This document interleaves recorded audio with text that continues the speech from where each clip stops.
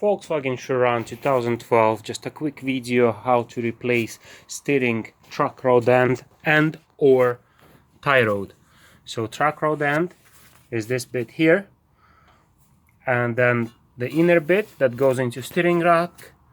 Behind this gaiter there is a ball joint. I'm gonna replace them both, this and that.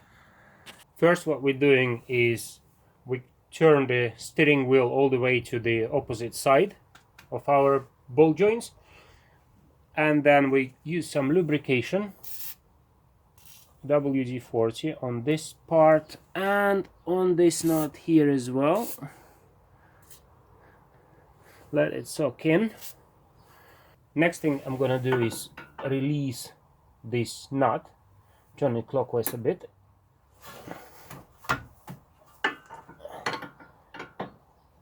While it's still everything is still on.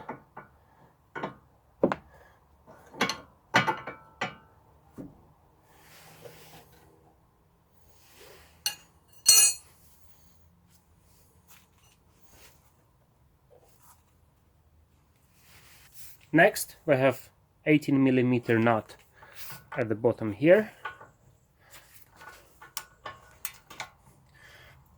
We're gonna undo this one.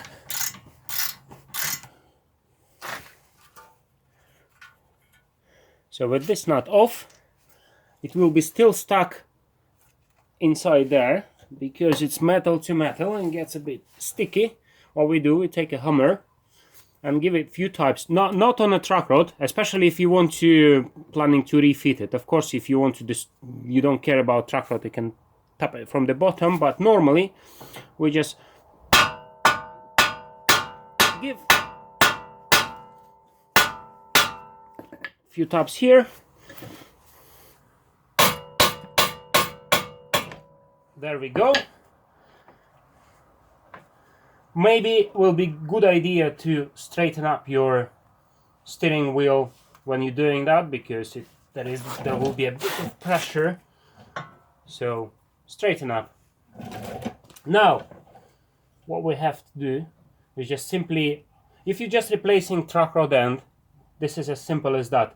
When you're undoing it, to make sure your wheel alignment will be more or less okay, you still will need to do, please remember, you will still need to do wheel alignment after this, but to make it more or less similar so your wheel don't go too crazy, just count the amount of turns you have here, like 1, 2, 3, 4, 5, 6, 7, 8, 9, 10, 11, 12, 13, 14, 15. So when you're replacing it, put new one, 15 turns, put it in, and then go to do wheel alignment. Very simple. What I'm going to do is replace the remaining bit. So if everything is bad here and you could not undo this nut and it's all seized up, you can just simply take a grinder and cut it off, or anything that can cut the metal. What I'm gonna do, I'm gonna remove this nut. I'll show you why later. Which way we turn it?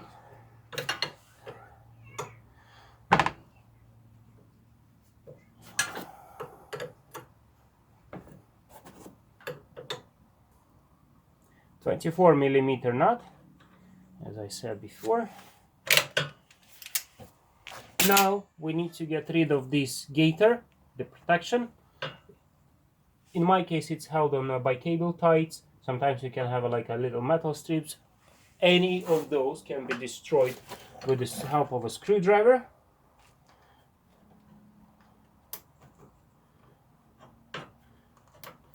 Like that. And the top one is a bit tricky to get to. What I'm gonna do, you don't have to do it, I'm gonna remove this arm. You don't have to do it, but if you feel like you need more space, or it's up to you, I'll put a link in the video description how to remove this arm if you want to remove it, but you're not confident. But if not, just carry on watching. So this is our arm, pretty easy. 3 bolts here, 1 bolt to go through, and 3 nuts holding to the ball joint. As I say, this is not so necessary step.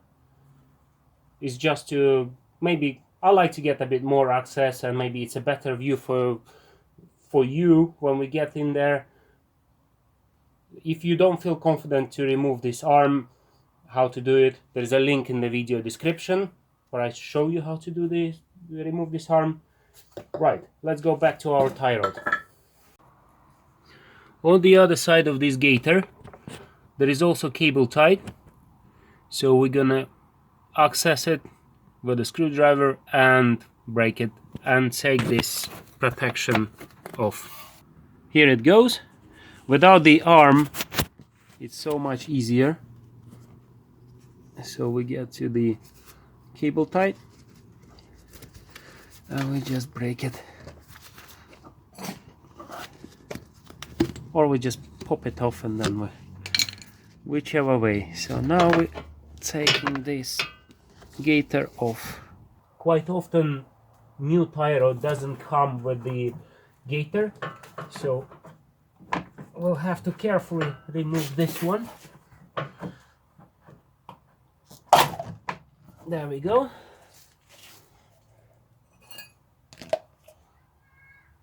This thing can go pop up back. Cable tie can say goodbye. Right, this is all, as you can hear, is not so great, so that's why I'm gonna replace it. So next thing we need to do is to undo this nut. It's pretty big nut. I think it's about 36. I don't have a spanner for that, and there is no way you can fit the head socket for the ratchet through here. So there are 2 ways of doing it. You can either take locking pliers. It's not that tight, so you should be able to undo it. Or alternatively, if you want to go clever, or if you like your tools and you think you're gonna be DIYing in your future, because sometimes there is not so much access there. Most of cars there is alright, so most of cars you use just self-locking pliers and undo it, or you can use a clever tool like this with different heads. So the way what it does is just, there are some bearings inside that lock on that nut, and then on the other side you have a hole for your ratchet, or you can use the spanner. I'm gonna use a ratchet, so it's pretty easy. Put it on, turn it till it locks, and then put the ratchet here and undo it. Easy. Ratchet on,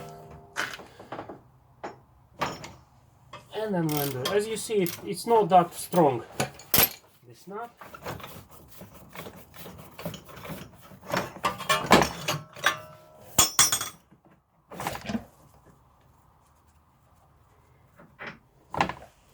This is what it looks like. It all developed a little bit of a play, that's why I'm replacing it. So this is the nut, and it's not quite hexagonal, as you can see. It has it has 8 sides, so spanner will do it, socket will not do it. Or, as I say, go the easy way if you have an access. In the description of this video I'm gonna put link to this tool as well. It's nice to have, why not? Then we take our new tie rod. This is a brand I'm using. This is a good brand. I'm not advertising this particular brand, but my recommendation is to use more expensive brands. They really do make difference. The difference they have in price actually reflects how long they're gonna last, in my experience. So we're gonna tighten this up. And before you go, my advice to you, this cable tied here on this side of the gaiter, don't make it too tight, because when they're gonna align your wheel, they're gonna turn this rod It needs to turn inside the gaiter, so don't make it too tight so you don't make this protection twist. This one is plasticky, it should not twist, but sometimes they come as a rubber, and then if you make it too tight, then they get twisted and bah. Then you can put this new nut on. Good brands come with a new nut.